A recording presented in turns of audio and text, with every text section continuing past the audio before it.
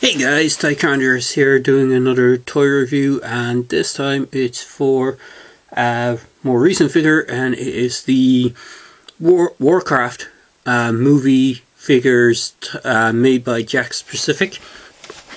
Now these are 6-inch figures, and they're based, well, there's the first wave that's out so far is based on the characters from the movie, and they are 2 Horde characters and 2 Alliance characters, and the 2 Horde characters in the wave consist of the figure I'm going to review today, which is Durotan, and the other figure is Blackhand. He's one of the other Orc chieftains. In fact, I think he's meant to be the main Orc chieftain in charge of the Horde. And then there is, for the Alliance side, there's Durotan, I think he's called. He's like a sorcerer, the Guardian he's called in the movie. He's like the supreme sorcerer. And then there's kind of the leader of the Alliance soldiers, the kind of captain of the soldiers, which is who's called Lothar.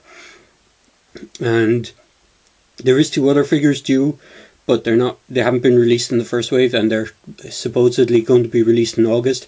And those 2 figures is the Orc Shaman character, which I cannot remember his name. He looks really, really cool. The character design is really good. I did see the movie, so I quite enjoyed it. And the other character is Gora, I think her name, or Garuna, I think her name is, and she's the female kind of, she's like she's called a half-breed. She's like a female half-orc kind of character. She's not quite human, she's not quite full orc, but she's the other character that's in the, supposedly, I think, first wave. I think it might be the part of the second wave, or it's part of the later first wave. Anyway, getting on to the figure itself, this one is Durotan.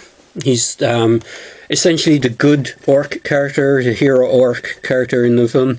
The box is a window-style box. I have him out of the box already, so it's a window-style packaging with the logo on the top, the Warcraft logo on the top, picture of the character at the side, and then the name of the character underneath. And in addition, it's a 6-inch figure with accessory, and it also says 15 figurine the 15 centimeter avec accessory, which I'm assuming is French. So it's you get dual languages on the box. You also get a little Horde symbol. The side of the box is pretty plain, just says name of the character, and up top it just says Warcraft. And swinging around to the back of the box, the bottom of the box just has all the legalese stuff. Back of the box has a image of the figure, name of the movie on top, Warcraft, image of the figure, name of the character. It says it has 11 points of articulation, then has a little brief bio for the character, which is Chieftain of the Frost Wolf Clan. Durotan is one of the bravest warriors in all of Orc kind. Master of the Battle Axe, he will do whatever it takes to ensure the safety of his family and the future of his clan. And then right at the bottom you have company that made it, legendary pictures, and then you have a few other kind of legalese things, and a website for the movie itself, www.warcraftmovie.com.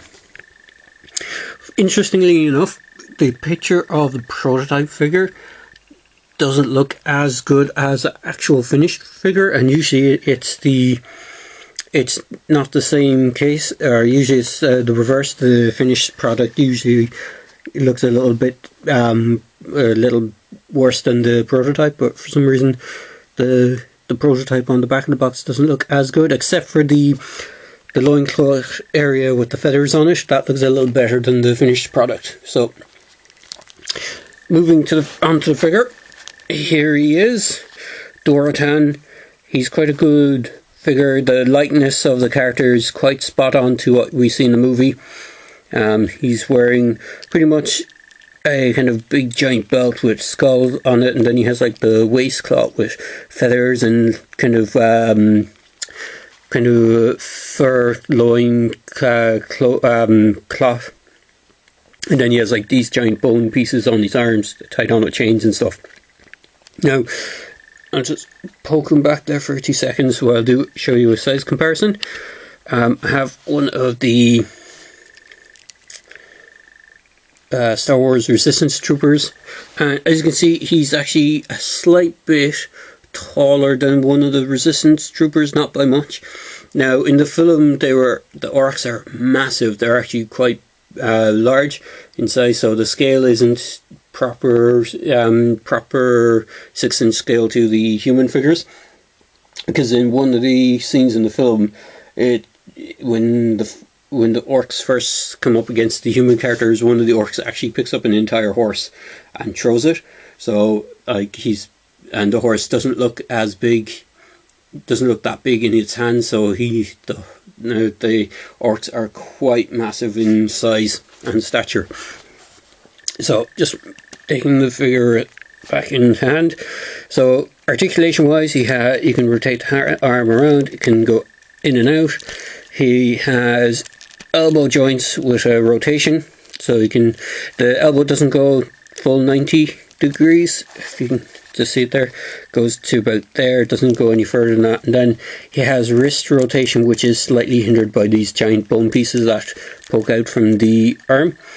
He does have a waist swivel, he has no ab crunch, and then he has a kind of interesting and weird way that they did the legs. The legs are on a T-crotch. I'm not sure if you can see that in there. Legs are on a T-crotch, but just above the top of the leg there is an actual swivel. So they can swivel left and right. He has a single knee joint, nothing else in the ankles, and he can't go out to the side with his feet that well. He doesn't have the same sort of T-crotch articulation as the DC Universe figures tend to have. You know, it has kind of a T connection on the waist piece, but it's able to do the splits, whereas this figure isn't able to do the splits at all. Again, same thing on the other side. Arm can rotate all around, has the same joints, can bend just about that much, and has a wrist swivel. The only thing this figure is lacking, aside from this being able to do splits, is he has no neck articulation at all, which is a bit of a downfall for this figure. It's one of my nitpicks for this figure. The other thing I should note is that when I did take him out of the box, his hands were kind of stiff, and when I was moving them, they're made of a sort of soft plastic, so I did feel that it was going to break when I was trying to loosen it up. So just be careful when you do get them, that you don't force it. If the joints are stuck from the paint, don't force them too much, and because you could end up snapping the articulation point. He does come with a removable axe. It is made of a sort of rubbery material. This axe head itself is fairly solid, but the handle is quite rubbery. Get it back into his hand. Again, you can get some really cool poses out of him, but because he doesn't have the head, the neck joint, it is a bit poor that you can't get him to.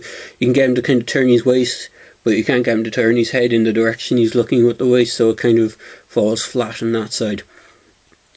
Out of the other figures I did see, he seemed to be the best out of them. The Black Claw or Black Hand figure was the second best looking figure, and then you got Lothar and the other human character, the Wizard guy. The Wizard guy didn't look great. I will say that once I get them I will do reviews for them, but I will say that the skin tone that they used for both the human characters looks very slopped on. The sculpting detail might be good, but because the figures, whatever way they made the figures, I don't think they made their heads with skin tone plastic, so they actually painted the skin tone over whatever the color, the base color is. So the heads on them look very kind of sloppy and very thickly painted with skin tone. So it might be something that you might be able to kind of, if you're as a customizer, you might be able to kind of remove the paint and do your own paint job, like some people have been doing with the Black Series Star Wars figures. Some people have been not too happy with the way the Force Awakens figures look, so they've been repainting them to make them look more screen accurate, and some of the paint jobs I've seen on the internet have been fantastic. So that's it for the 6-inch figures. There is other figures out there that they are doing for the Warcraft movie by Jakks. There's a large, massive 18-inch version of Durotan, which I might pick up eventually if it goes cheap enough. At the moment it's quite pricey. Price pointing these, well, I got this guy for €20. He was on reduction at the moment, I think because the movie just coming out, or usually they do that over here, when the movie's in the cinema for the first week or so, they'll reduce the figure line just to get people interested. The regular price point is €25 for these, which I think is a bit pricey, even though that is still cheaper than the Star Wars Black Series figures over here.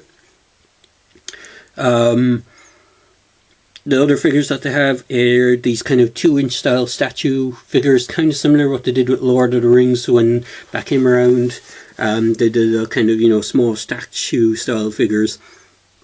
And then they did, there's 2 roleplay items which I saw, one of which is this axe, Durotan's actual axe as a roleplay item, and the other one is a giant war mace or warhammer.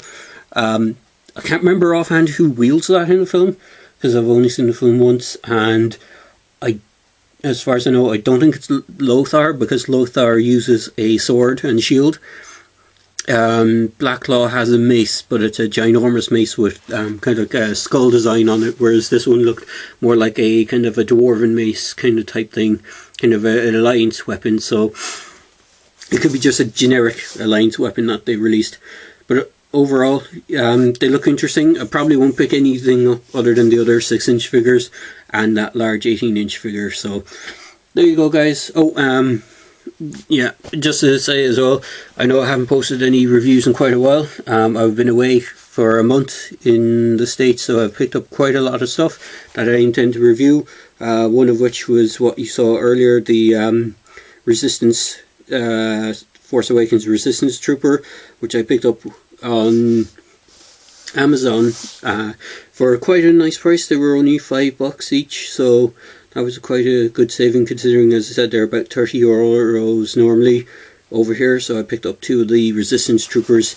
I intend to hopefully try and customize one of them so they don't look like just generic clones. But there you go, guys, just a quick video review. I will be posting and recording a whole bunch of other video reviews when I get a chance, and try and post them as soon as I can. So hope you enjoyed the quick review. Well, I know I waffled on a good bit, but I hope you enjoyed this review.